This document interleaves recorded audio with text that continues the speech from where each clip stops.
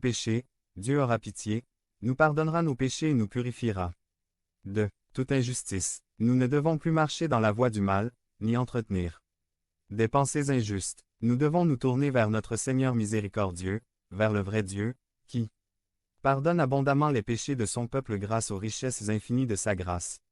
Ses pensées ne sont pas nos pensées, et nos voies ne sont pas non plus ses voies. Ses voies sont insondables. Elles sont indécelables.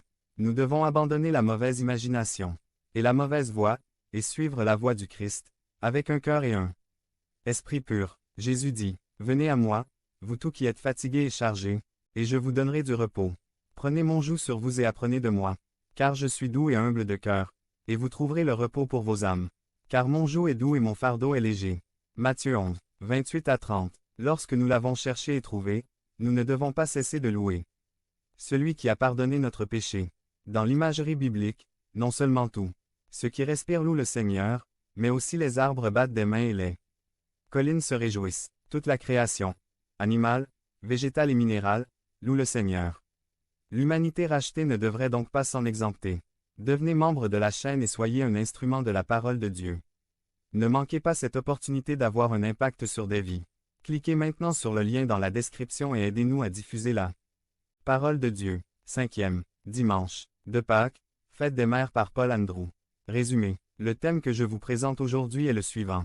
Notre propre sanctification est proportionnelle au degré d'effort que nous consacrons pour que les autres grandissent également dans la sainteté. 5e dimanche de Pâques 5a. Aujourd'hui c'est la fête des mères et le pape François a écrit dans l'un de ses documents pédagogiques les plus récents relatifs au mariage et à la famille que les mères transmettent souvent aussi le sens le plus profond de la pratique religieuse. Dans les premières prières, dans les premiers gestes de dévotion, qu'un enfant apprend sans les mères, non seulement il n'y aurait pas de nouveaux croyants, mais la foi perdrait une bonne partie de sa chaleur simple et profonde. Le thème que je vous présente aujourd'hui est « Notre propre sanctification est proportionnelle au degré des efforts que nous consacrons pour que les autres grandissent aussi dans la sainteté. » 308. Par exemple, et voici un exemple d'épouse et de mère dans cette nouvelle du pasteur et écrivain, Dr. Monsieur de Han, raconté par lui-même et qui m'a beaucoup amusé. Il raconta qu'un matin, sa femme et lui avaient eu un désaccord très désagréable et que, lorsqu'ils se retrouvèrent pour le petit déjeuner, il ne lui dit pas un mot. Il décida d'opter pour le froid du silence.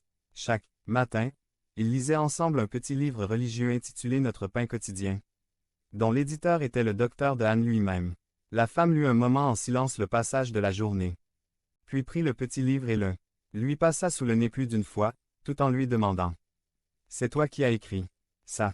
Continuons avec le thème selon lequel notre propre sainteté est en ligne directe avec le degré d'effort que nous déployons pour la sanctification des autres.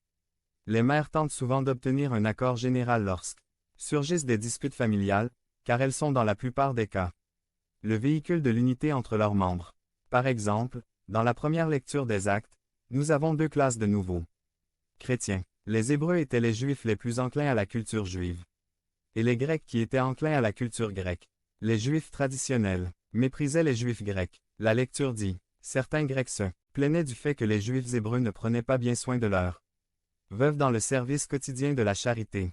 Cela peut être dû à un préjugé plutôt qu'à un manque de ressources, ou peut-être au fait que les apôtres étaient tout simplement trop occupés à superviser la distribution de nourriture. Et parlant de préjugés, une fille a dit à sa mère le jour de la fête des mères, « J'aime savoir qu'il n'est même pas nécessaire